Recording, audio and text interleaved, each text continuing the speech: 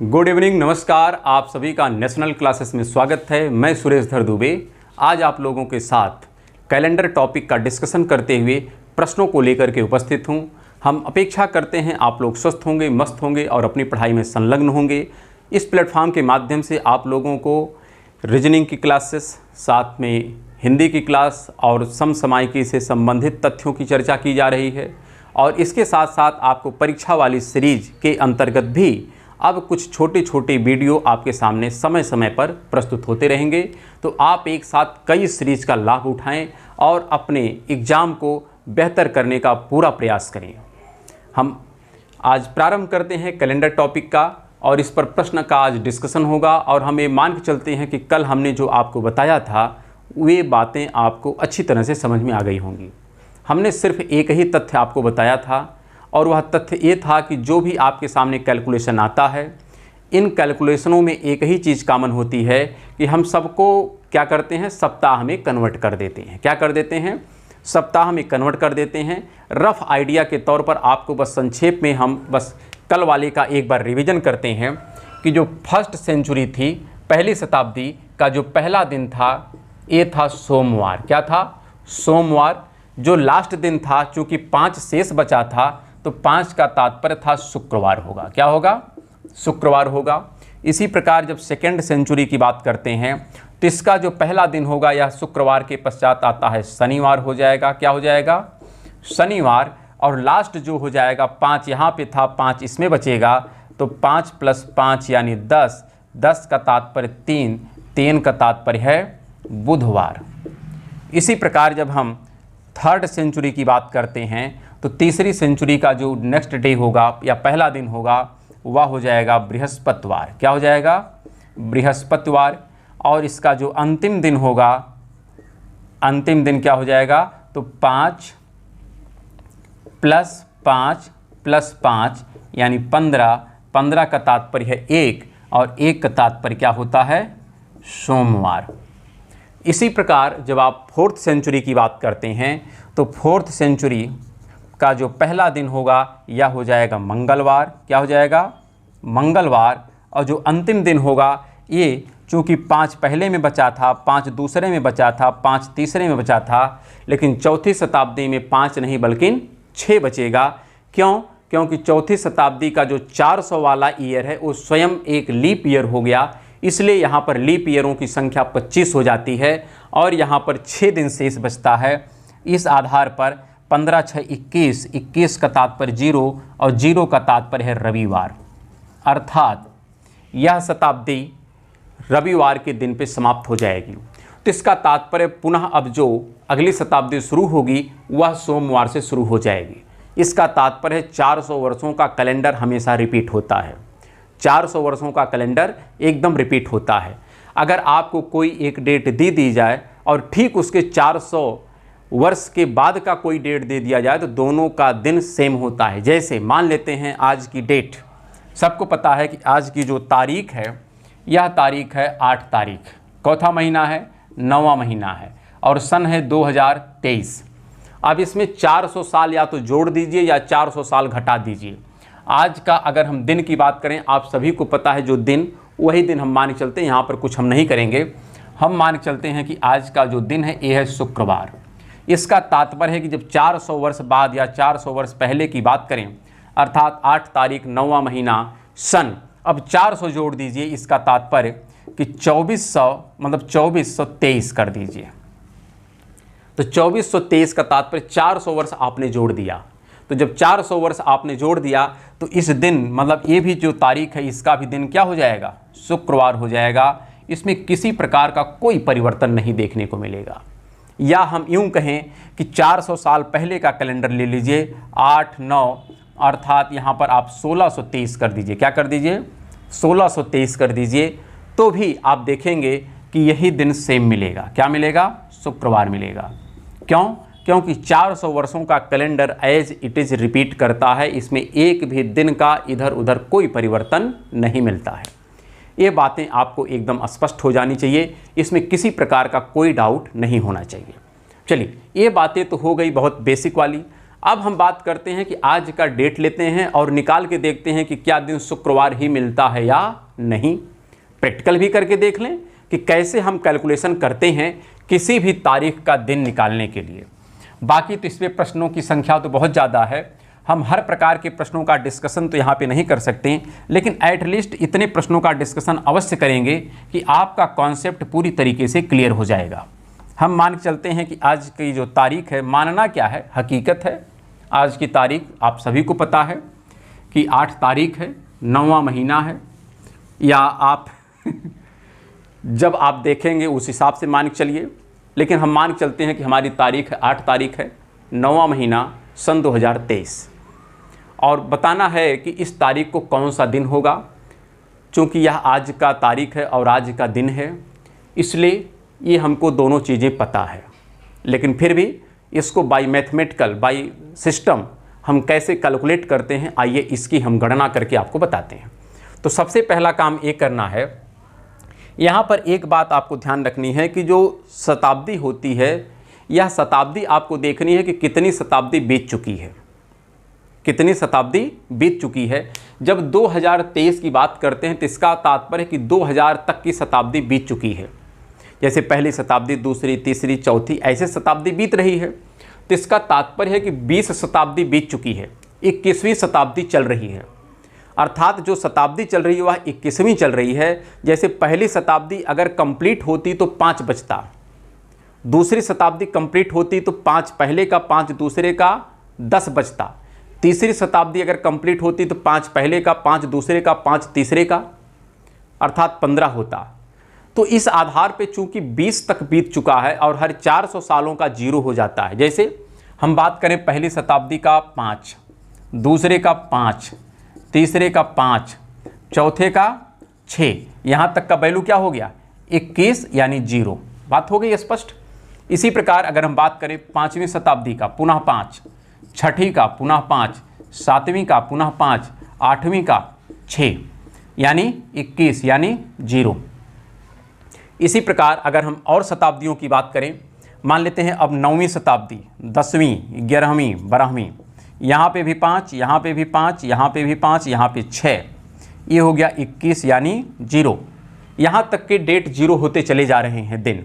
फिर हम बात करें यहाँ पर 13, 14, 15, 16, 5, 5, 5, 6, यहाँ तक भी क्या हो गया, 0। अब अगर आगे बढ़ें हम तो यहाँ पर 17 में 5 बचता, 18 में 5, 19 में 5 और 20 में 5, 20 में 6, और यहाँ तक का भी क्या हो गया, 21 यानी 0। तो 20वीं सदी तक के जो टोटल कैलकुलेशन है ये सब 0 हो गए हैं। तो इसका तात्पर्य है जो अब शताब्दी चल रही सिर्फ उसी का कैलकुलेशन करना है। इसके पहले के जितने भी ऑड मतलब दिन थे या जो सप्ताह में नहीं कन्वर्ट हो सके थे वो सब 0 हो चुके हैं, क्योंकि हर 400 सालों पर 0 रिजल्ट हो जाता है। तो इसी प्रकार अगर हम बात करें कि 20 तक हमारे 0 हो चुके हैं और 21वीं सदी चल रही है, तो इसलिए हमको क्या लिखना है, हम 1-2 प्रश्नों के माध्यम से इसको लिखने का प्रयास करेंगे और आप भी इसको समझने का पूरा प्रयास करिएगा। 1 बार, 2 बार, 3 बार वीडियो को रिवाइज करिएगा कि जिससे कॉन्सेप्ट पूरी तरीके से आपका क्लियर हो जाए, क्योंकि इतना सहज अगर होता तो शायद सब लोग कैलेंडर कर लेते। थोड़ा सा मुश्किल तो है, लेकिन आप यदि प्रयास करेंगे तो 100% आप इसको प्राप्त कर लेंगे जो आप चाहते हैं। हम बात करते हैं कि यहाँ पर जो हमारी शताब्दी है, तो हम कहते हैं 20 शताब्दी, क्या 20वीं शताब्दी कंप्लीट हो गई है। 20वीं शताब्दी क्या हो चुकी है, पूर्ण हो चुकी है। तो यहाँ पर हो गई, पूर्ण हो गई, तो इसका तात्पर्य यहाँ तक का वैल्यू 0 हो गया। सिंपल सी बात है। कौन सी शताब्दी चल रही है, वर्तमान में 21वीं शताब्दी चल रही है। लेकिन 21वीं शताब्दी चल रही है ना, कंप्लीट तो हुई नहीं है। अगर कंप्लीट होती तो जाके 5 बचता, लेकिन अभी तो चल रही है। तो इसका तात्पर्य है हमारी 21वीं सदी का अभी कौन सा साल चल रहा है, 23 साल चल रहा है। अर्थात कितने वर्ष बीत चुके, तो शताब्दी 0 हो गया। फिर बात करते हैं वर्ष की। वर्ष कितने कंप्लीट हुए हैं, जो चल रहा है उसकी बात नहीं, जो कंप्लीट हो गया उसकी बात हम कर रहे हैं। यहाँ पर हर जगह यही कैलकुलेशन किया जाएगा, जो कंप्लीट हो गया उसकी बात। शताब्दी कितनी कंप्लीट हो गई है, 20, तो 20 तक का कंप्लीट हो गया 0। वर्ष कितना कंप्लीट हो चुका है? 22, 23वां चल रहा है। तो वर्ष हमारे 22 कंप्लीट हो गए हैं। और 22 में अगर हम बात करें कितने लीप रहे होंगे और कितने साधारण रहे होंगे, तो एक कैलकुलेशन हमको करना होगा। प्रथम 22 वर्षों में जो लीप वर्ष मिले होंगे आपको हर 4 वर्षों पर मिलता है, तो इसका तात्पर्य है जो साधारण वर्ष होगा, साधारण वर्ष और लीप वर्ष, तो लीप वर्ष कितने मिल जाएंगे? इसमें मिल जाएंगे 5, क्योंकि हर 4 वर्षों पर 2004 रहा होगा, 2008 रहा होगा, 2012, 2016, 2020, ये सब लीप वर्ष रहे होंगे। तो लीप वर्षों की संख्या 5। तो साधारण वर्ष कितने हो गए होंगे? 22 में से 5 इधर गया तो बच गया 17, अर्थात साधारण वर्षों की संख्या 17। साधारण वर्षों में कितना दिन शेष बचता है? हमने कहा 1, क्योंकि 52 सप्ताह 1 दिन होता है। तो यहाँ पर 1 बचा है, अर्थात प्रत्येक वर्ष में 1 दिन, और यहाँ पर प्रत्येक वर्ष में 2 दिन। तो यहाँ पर आप करेंगे, आपको लग रहा होगा सर कितना लंबा कैलकुलेशन कर रहे हैं। कोई कैलकुलेशन लंबा नहीं है, समझाने के लिए हमको यह प्रोसेस करना पड़ रहा है, अन्यथा जब क्विक आप करेंगे तो बहुत कम टाइम लगेगा। तो आप यकीन करिएगा, और वो भी जल्दीबाजी करके क्या कर लेंगे आप, मान लेते हैं आप विदिन 10 सेकंड 15 सेकंड में कर लिए और नेगेटिव कर दिए, तो अरे भाई मान लेते हैं एक प्रश्न अगर 100% आपका सही हो सकता, थोड़ा टाइम भी लग गया तो कोई दिक्कत नहीं है। यहाँ पर हम शॉर्टकट की बात नहीं कर रहे हैं, और शॉर्टकट जब आप इसको जान जाएंगे, पूरा प्रोसेस आपको पता हो जाएगा, तो आप चाहे शॉर्टकट करिए चाहे फुल कट करिए, कोई दिक्कत नहीं है। रिजल्ट आपका परफेक्ट आना चाहिए, उद्देश्य एक ही है, नेगेटिव मार्किंग नहीं होनी चाहिए। तो यहाँ पर आपके प्रत्येक वर्ष में 1-1 दिन बचा है, इसलिए टोटल यहाँ पर जो दिनों की संख्या है ये 17 हो गई, और यहाँ पर 10 हो गई, अर्थात टोटल यहाँ पर 27 हो गए। 27 का तात्पर्य, इसको अगर सप्ताह में कन्वर्ट करेंगे तो 7 × 21 और कितना जुड़ेगा? 6। तो यहाँ पर कितना दिन शेष हो गया? 6 दिन। यहाँ से 6 दिन शेष बचा, यहाँ से 0 दिन। कितना? 0 दिन। ठीक है, फिर आगे बढ़ते हैं। अब देखते हैं कि हम तारीख, क्या मंथ की बात करते हैं, किसकी बात करते हैं? माह की। माह बताइए कितना माह कंप्लीट हुआ है? जो चल रहा है उसकी बात नहीं, जो कंप्लीट हो गया है। कितने माह कंप्लीट हुए हैं? 8 माह कंप्लीट हुआ, 9वां महीना चल रहा है, तो 8 माह कंप्लीट हुआ है ना। तो माह कितने कंप्लीट हुए हैं? 8। कौन कौन से? जनवरी, फिर फरवरी, फिर मार्च, जो कंप्लीट हुआ उसको लिख लीजिए आप, फिर मार्च के बाद अप्रैल, फिर मई, फिर जून, फिर जुलाई, फिर अगस्त। ये महीना मेरा कंप्लीट हो गया है। इतने कंप्लीट हुए क्योंकि सितंबर चल रहा है। तो आप बताइए जनवरी में कितना दिन हमारे बचते हैं? चूंकि 31 की होती है, 7 के हिसाब से आप करेंगे तो यहाँ पर 3 दिन। फरवरी, चूंकि 2023 की फरवरी है, तो 2023 क्या लीप वर्ष है या नहीं है? तो लीप वर्ष नहीं है, तो इसलिए यहाँ की फरवरी 28 की होगी, इसलिए 0 हो जाएगा। मार्च की अगर हम बात करें तो मार्च 31 का है, यहाँ पर भी 3 दिन आएगा। अप्रैल 30 का है, 2 दिन आएगा। मई 31 का है, 3 दिन आएगा। जून आपका 30 का है, 2 दिन आएगा। जुलाई 31 का है, 3 दिन आएगा। और अगस्त 31 का है, 3 दिन आएगा। अर्थात यहाँ पर कितने ऑड दिन मिल गए, इनको आपको समझना है, और इनको भी सप्ताह में कन्वर्ट कर देंगे, और जो बचेगा सिर्फ वही लिखेंगे।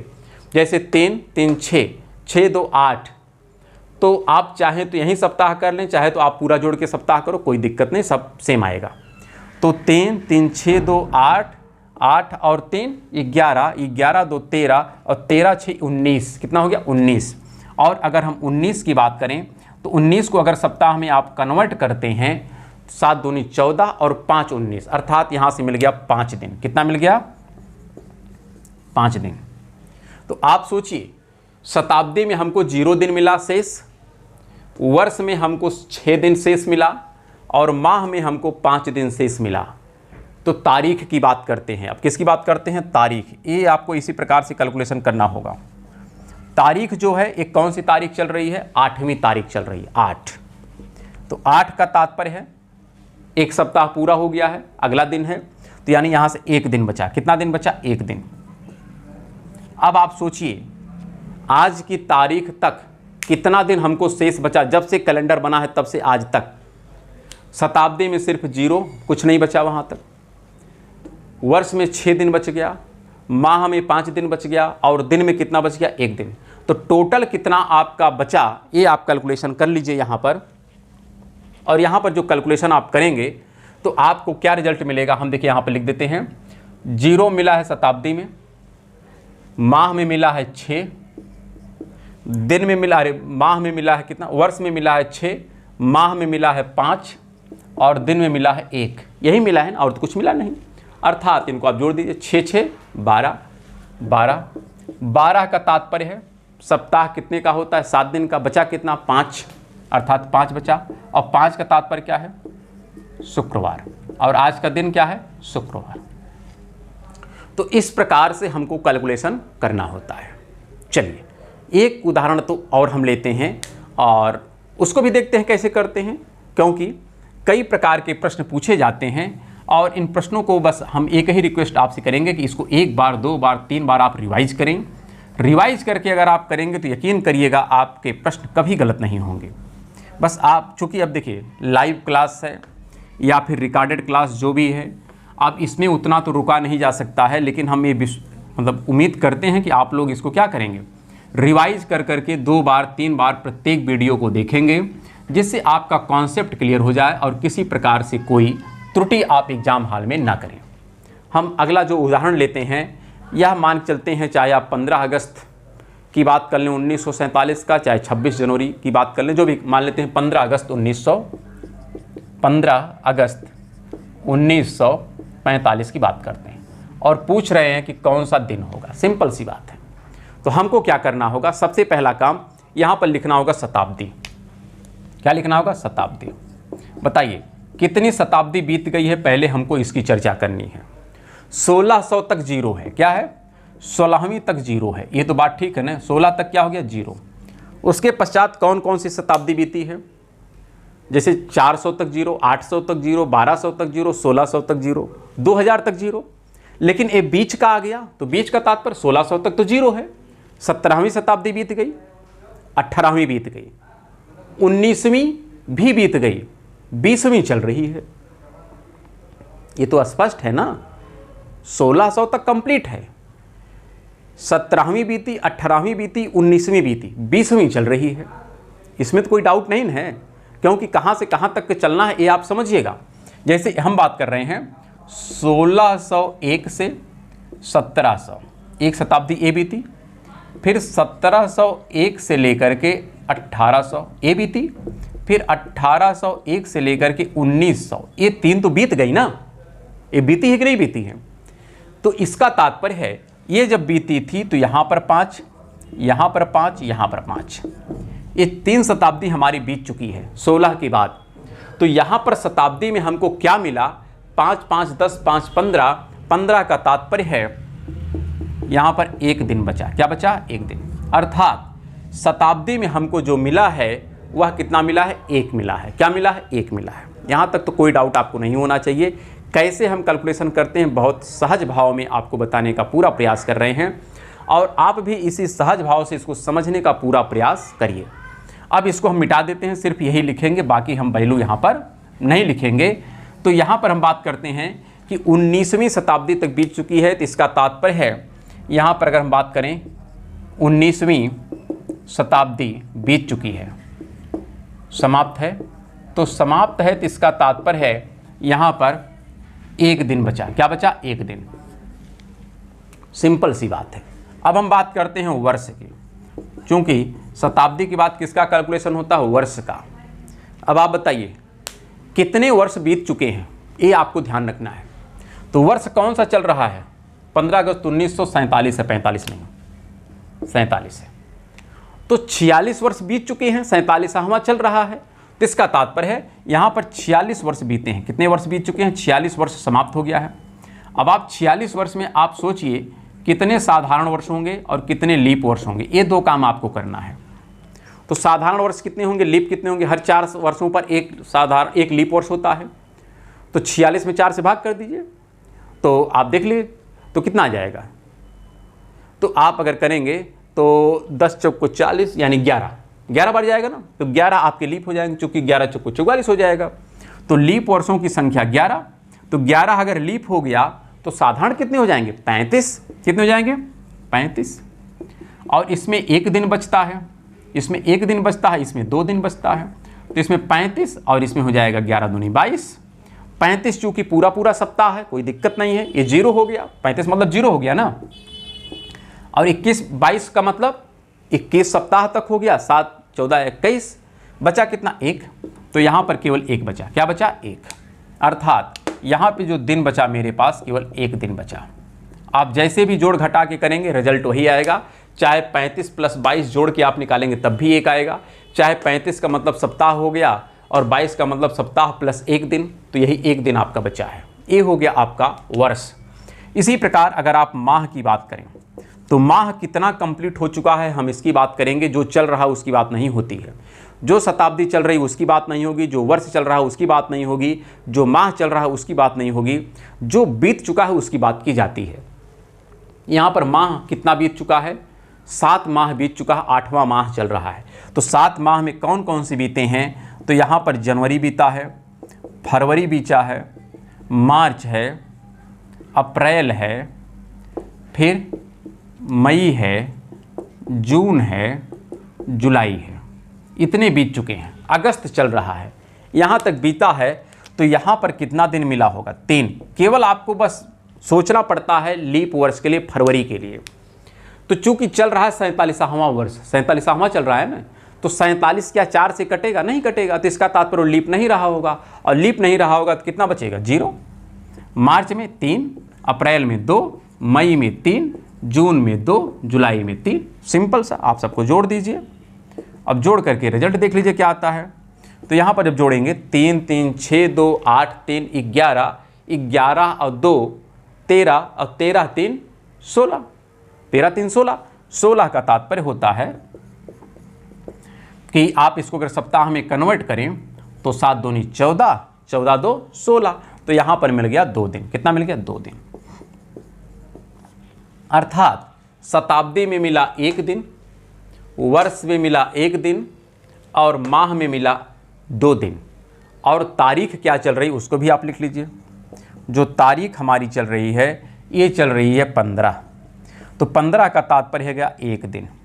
यहाँ तो कोई दिक्कत नहीं है ना, क्योंकि 15 का तात्पर्य ही होता 1 दिन, चूँकि 2 सप्ताह 1 दिन हो गया। तो आपके अब कुल दिन कितने हो गए, आप यहाँ से चाहें तो कैलकुलेशन कर लीजिए कुल दिन। तो कुल दिन कैसे लिखेंगे, 1 आपके यहाँ मिला है, 1 यहाँ पे कितना मिला है, यहाँ पर भी 1 मिला है, यहाँ पे कितना मिला है 2, और यहाँ पर कितना मिला है 1। देख लीजिए, शताब्दी में 1 दिन, वर्ष में भी 1 दिन, माह में 2 दिन, और तारीख में 1 दिन, अर्थात टोटल आपका कितना दिन हो गया, तो जोड़ लीजिए 1 2 3 2 5। तो 5 का तात्पर्य क्या है, शुक्रवार। क्या है, शुक्रवार। आप जाकर के कैलेंडर में देखिए कि 15 अगस्त 1947 को कौन सा दिन था, तो दिन था शुक्रवार। इस प्रकार से कुछ कैलकुलेशन हमारे किए जाते हैं। इसी प्रकार से कुछ और भी प्रकार के प्रश्न आपसे पूछे जाते हैं, उनके भी प्रश्नों के जवाब आपको आने चाहिए। क्या पूछा जाता थोड़ा उसकी भी हम चर्चा कर देते हैं। वैसे बहुत से प्रश्न हैं, हम सब प्रश्नों की चर्चा तो यहाँ पर नहीं कर सकते हैं, लेकिन एटलीस्ट कुछ इस प्रकार के बेसिक प्रश्नों को हम बना दे रहे हैं कि जिससे आपका काम चल जाए। बस इतना ही मेरा उद्देश्य है। बाकी और आप अपने से क्या करिएगा, बनाने का पूरा प्रयास करिएगा। अब देखिए, यहाँ पर हम एक तारीख लिखते हैं और फिर पूछते हैं कि कितने वर्षों के अंतराल पर लिख देते हैं। मान लेते हैं आज तारीख है 8/9/2023 को दिन है शुक्रवार। तो आपसे पूछा क्या जाता है कि आप बताइए 8 तारीख 9वां महीना 2024 को कौन सा दिन पड़ेगा। सिंपल सा प्रश्न, ऐसा प्रश्न पूछता है। तो आपको अब क्या करना है, बहुत सीधा सीधा उत्तर देना है। 1 वर्ष का अगर अंतराल हो रहा है, 1 वर्ष का, तो या तो 1 दिन का अंतर आएगा या तो 2 दिन का अंतर आएगा। बस सिंपल सी बात यही आपको सोचना है, या तो 1 दिन का अंतर आएगा या तो 2 दिन का। क्यों, अगर इस टाइम फ्रेम में दिए गए दोनों डेट के मध्य में अगर फरवरी 29 की पड़ गई तब तो 2 दिन का अंतर आ जाएगा, 366 का हो जाएगा। और यदि दिए गए टाइम फ्रेम में फरवरी 28 की पड़ी तो अंतराल 1 दिन का आ जाएगा। तो यहाँ पर आप सोचिए 2023 से जब 2024 चलेंगे और वो भी सितंबर महीने से सितंबर महीने के मध्य में, तो फरवरी जो आएगी इसमें पड़ेगी वह फरवरी 2024 वाली पड़ेगी। कौन सी पड़ेगी, 2024 वाली फरवरी पड़ेगी। और 2024 वाली फरवरी कितने दिन की होगी? 29 दिन की होगी। अर्थात वहाँ पर अब कितने दिन का डिफरेंस होगा? 2 दिन का डिफरेंस होगा। कितना यहाँ पर डिफरेंस आएगा? +2 डेज। यहाँ पर 2 दिन का डिफरेंस होगा और +2 दिन का डिफरेंस, इसका तात्पर्य शुक्र में 2 दिन आप जोड़ देंगे। तो शुक्र में 2 दिन जोड़ेंगे तो शनिवार और रविवार, अर्थात इस तारीख को जो दिन होगा ये हो जाएगा रविवार। क्या हो जाएगा? रविवार। स्पष्ट तरीके से समझना है, कोई उलझन भरा कार्य नहीं है। बहुत सीधा सीधा यहाँ पर हमने आपसे प्रश्न पूछा और उसका उत्तर भी हमने आपको देने का प्रयास किया। इसी प्रकार मान लेते हैं कोई और प्रश्न दे देते हैं आपके सामने। इसी प्रकार 1-2 प्रश्न हम बनाएंगे और फिर आप क्या करिएगा, अपने से इन प्रश्नों को बनाइएगा, क्योंकि यदि कॉन्सेप्ट क्लियर हो तो प्रश्न बनाने में कोई बहुत बड़ी दिक्कत आने वाली नहीं है। मान लेते हैं हमने लिखा है यहाँ पर 15 जनवरी 2023 और फिर हमने कहा बताइए 15 जनवरी 2024 इस दिन अगर ये मान लेते हैं ये था सोमवार, ये जरूरी नहीं है कि सोमवार ही हो, उसने दे रखा है कि मान लेते हैं सोमवार था, तो आप बताइए 15 जनवरी 2024 को कौन सा दिन पड़ेगा? सीधा सीधा प्रश्न। तो अब आपको विचार करना है कि 15 जनवरी 2023 से 15 जनवरी 2024 में जब आप जाएंगे तो बीच में फरवरी पड़ेगी, चूंकि साल भर का अंतराल हो रहा है। तो जो फरवरी पड़ी इस दौरान वह फरवरी 28 दिन की थी कि 29 दिन की थी? तो यहाँ पर जो फरवरी आई है वो फरवरी 2023 वाली पड़ रही है, ना कि 2024 वाली है, क्योंकि जनवरी से जनवरी का कैलकुलेशन हो रहा है। तो जब जनवरी से आप आगे बढ़ेंगे तो जो फरवरी पड़ी है वह 23 की ही पड़ी, ना कि 24 की पड़ी। तो जब 23 की ही फरवरी पड़ गई तो इसका तात्पर्य वह फरवरी कैसी रही होगी? 28 दिन की रही होगी। इसका तात्पर्य पूरे साल में सिर्फ 1 दिन का शेष बचेगा। कितने दिन का? +1 दिन का। और +1 दिन का अगर शेष बचेगा तो सोमवार में 1 दिन जोड़ दीजिए, अर्थात इस तारीख को जो होगा ये हो जाएगा मंगलवार। क्या हो जाएगा? मंगलवार। इसी प्रकार से एक और प्रश्न हम आपके सामने रखते हैं, उसके पश्चात हम अपनी इस क्लास को आज विश्राम करेंगे। तो यहाँ पर जो अगला हमारा प्रश्न है ये भी बहुत बेसिक है और आपसे सिंपल सा हम प्रश्न लेते हैं। आज की तारीख 8 तारीख 9वां महीना 2023, दिन है शुक्रवार। आपसे पूछ रहा है प्रश्न, सेम तारीख सेम महीना, सेम तारीख सेम महीना, किस वर्ष में सेम दिन आएगा? प्रश्न क्या पूछा कि तारीख यही हो, महीना यही हो, लेकिन किस वर्ष में दिन फिर से सेम आ जाएगा? प्रश्न बहुत सिंपल है, कितने वर्षों के अंतराल पर यही दिन हमारा सेम आ जाएगा?